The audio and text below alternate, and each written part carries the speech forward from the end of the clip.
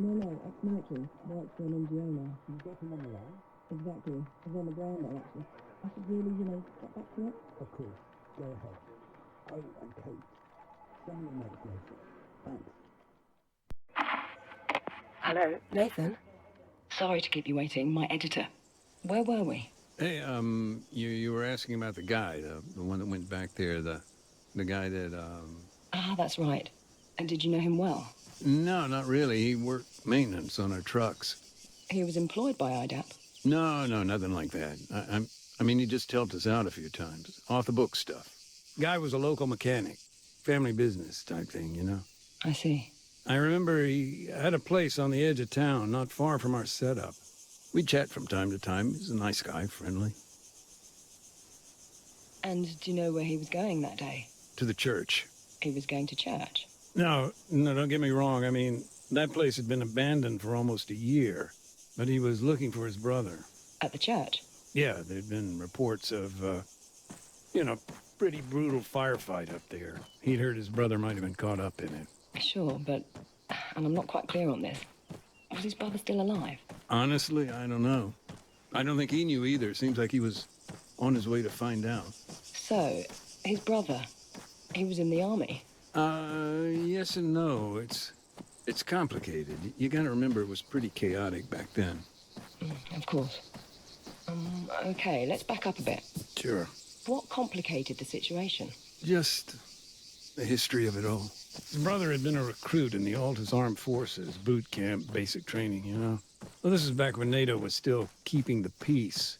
But after U.S. forces pulled out, apparently he deserted. Do you know why?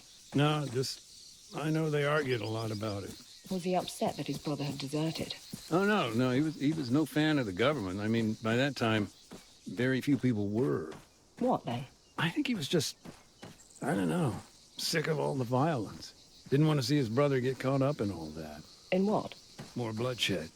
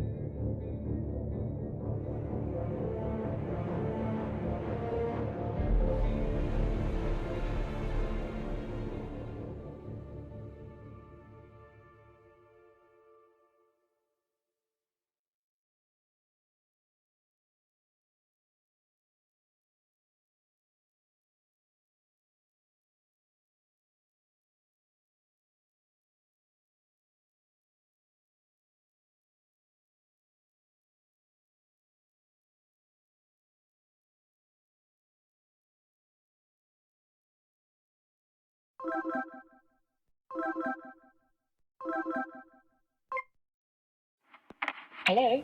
Kate speaking. Hey, sorry about that. Call must have dropped. The network out here is garbage. No problem. It's understandable.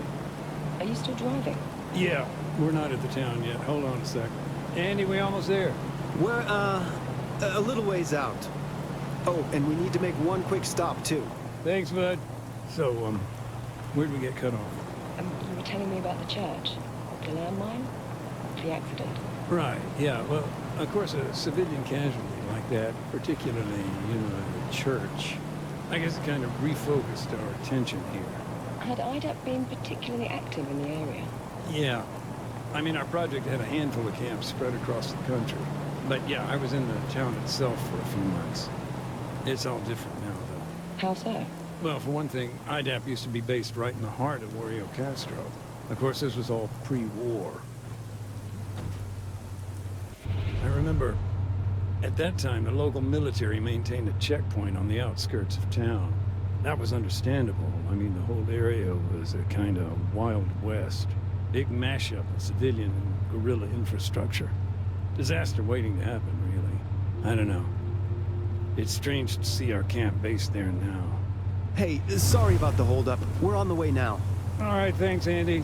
So, what's your role there today? Now, in general, the provision of aid.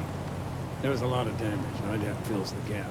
Drinking water, basic medicine, post-war cleanup, in other words.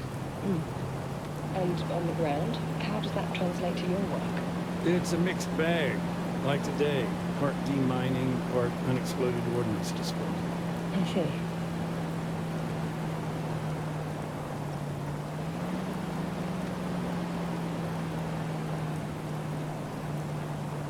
Heads up, Mac.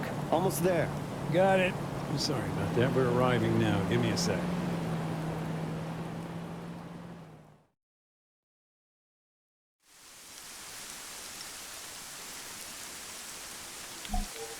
All right, Mac. That's your stuff all laid out here. Hold on just a sec, Kate. I need to get set up. Take your time.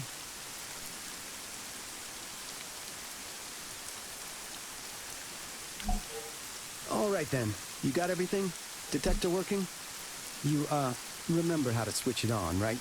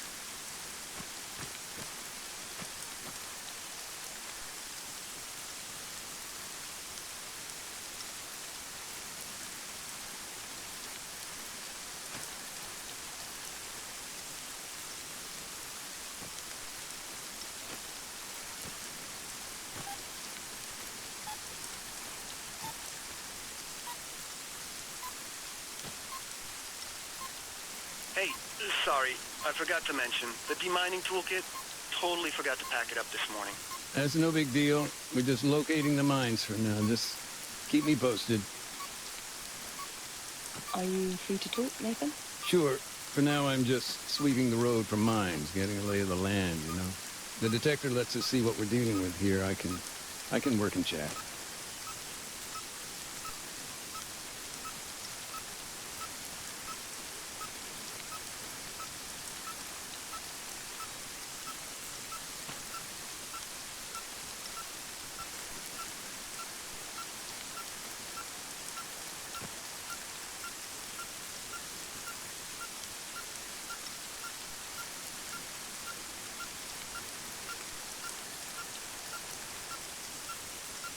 Question.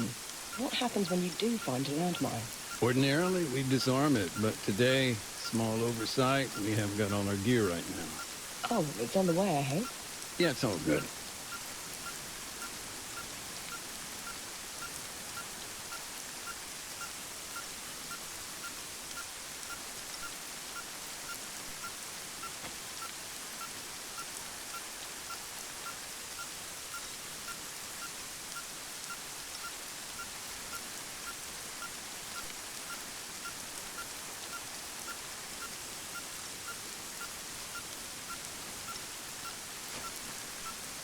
So, since the war's now over, has your own role changed at all? Yeah, I guess so. Now I'm almost entirely focused on EOD and UXO.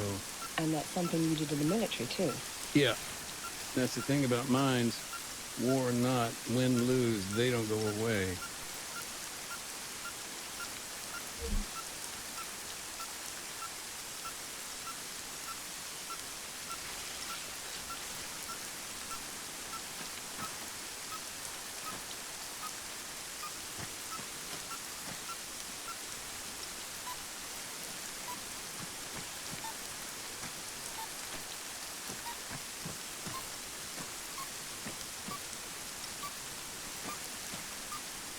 How many minefields are you facing on Altis? That we know of, 22. 23 including whatever's here. Plus you've got Stratis, another 4 over there, I think. I see. And can you estimate, roughly, how long it would take to remove them all? A lot of variables, but a cleanup operation of this size, if it's only IDAP, we're talking years.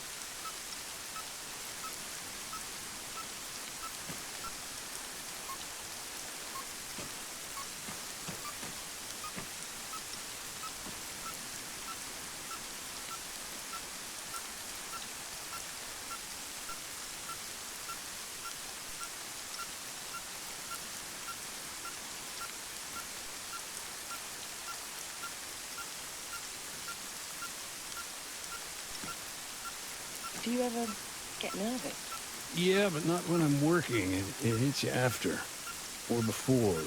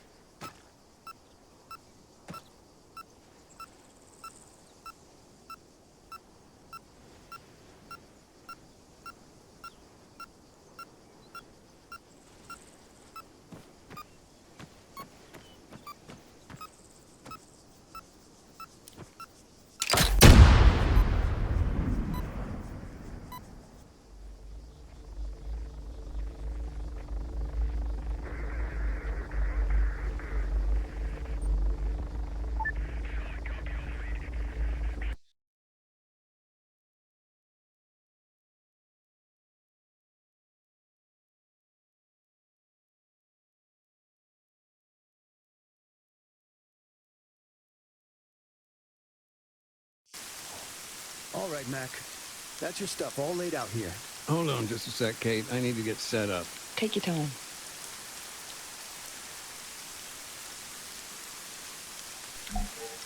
All right, then. You got everything? Detector working? You remember how to switch it on, right? Yeah, I got it, Andy. Then you're all set. Thanks. So for now, I'll just make a note of where the mines are. Yeah. Take it slow, Mac. We'll let the Bobcat do the heavy lifting later.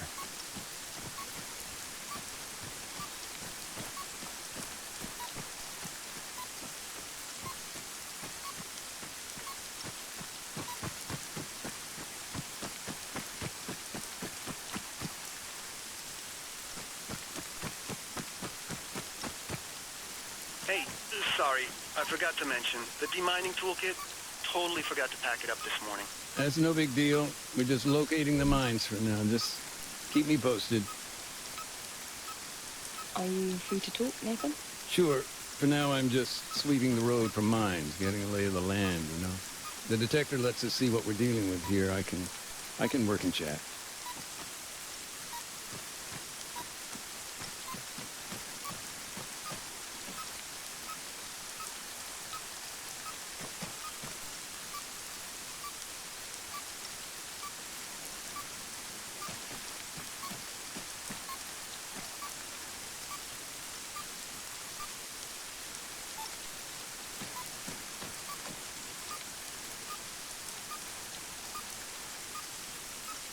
Question.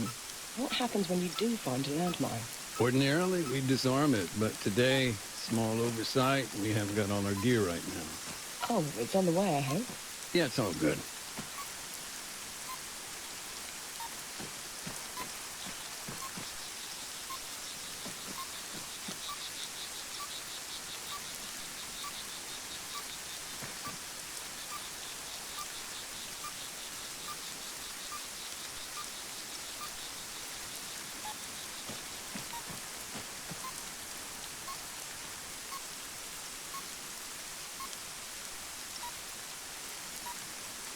So, since the war's now over, has your own role changed at all?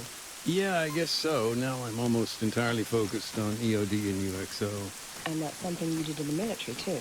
Yeah, that's the thing about mines. War or not, win, lose, they don't go away.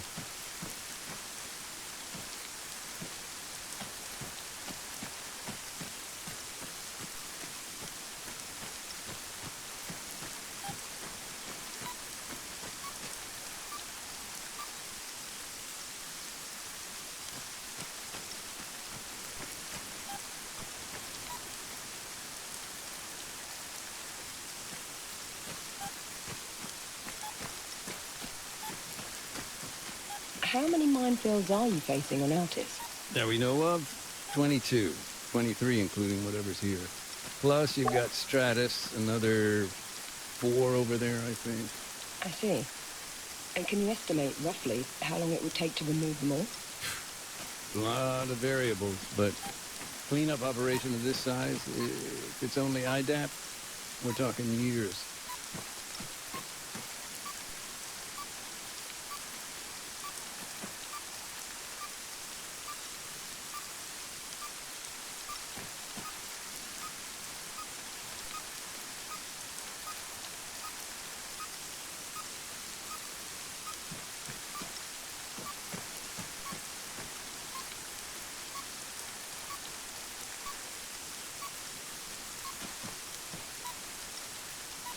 Do you ever get nervous? Yeah, but not when I'm working. It hits you after.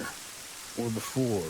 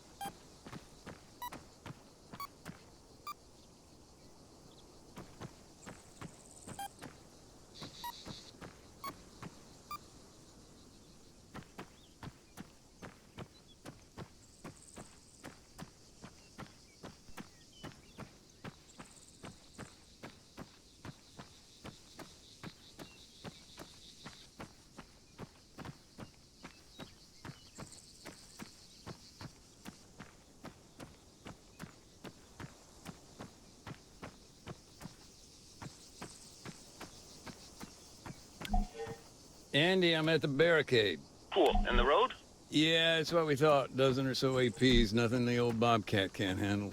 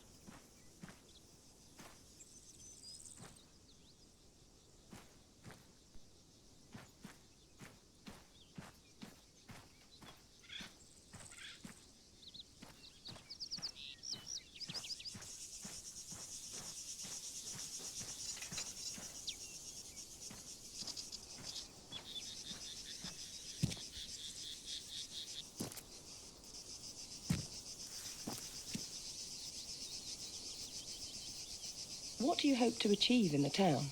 What's your end goal? You know, poke around, get rid of all the bad stuff, ERW, explosive remnants of war. In Oreo Castro, that'll be landmines and some leftover ordnance.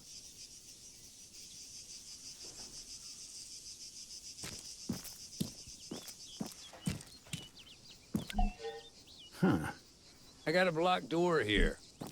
Yep. NATO still hasn't gotten its ass into gear. I can make some calls, but, I'll come back later.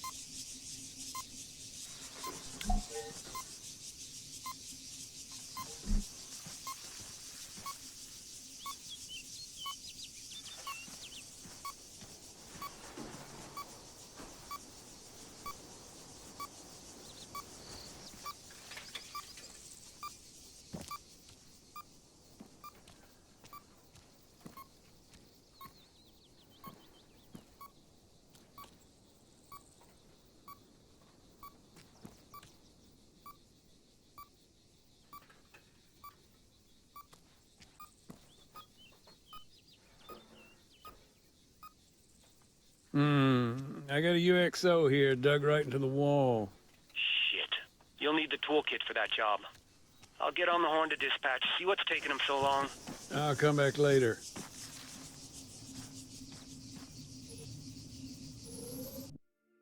How does IDAP distribute aid? It's a big logistical operation. Oh, yeah. As the name suggests, we're an international organization. You wouldn't believe the paperwork. Supplies come in from all over Europe, end up at our depot in the Netherlands. And they're shipped out from there? Mm-hmm. Worldwide. Ground convoys make up the last leg of the journey. Though sometimes we rely on helilifts and airdrops.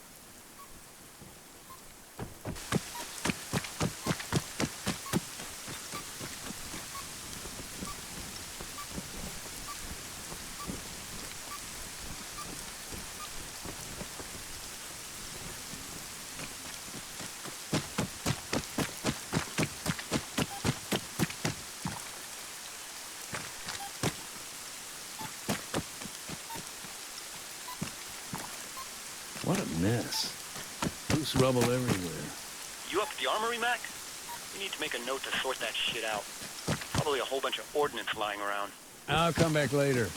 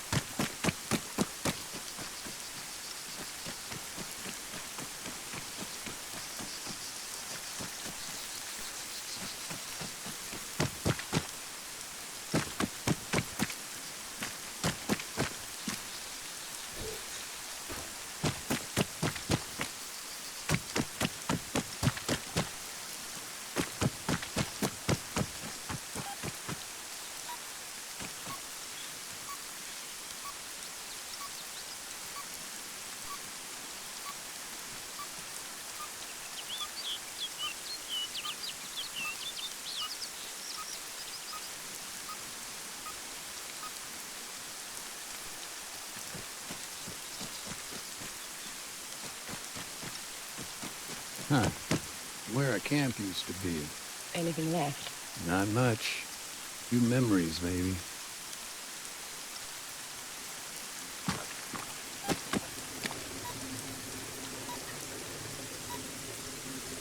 There's some old boxes here and there. IDAPs. Yeah. It was NATO that helped bring them in. Actually, it was one hell of a supply drop.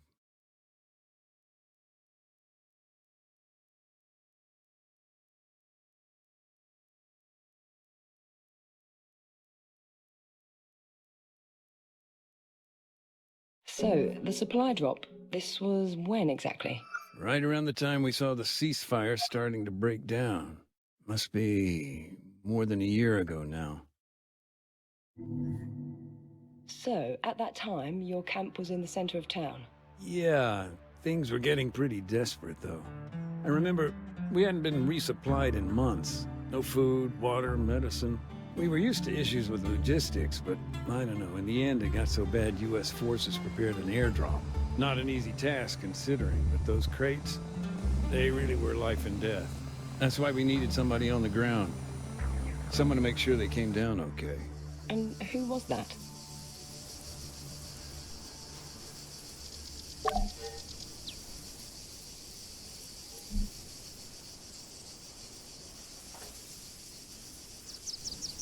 A guy named Adams, part of the NATO peacekeeping force. Close friend of mine, actually.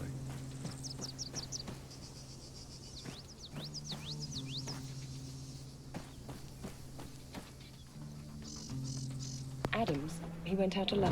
From the way he told it, he may as well have. No, he went along with some new recruits, local bunch. It was his job to show them the ropes.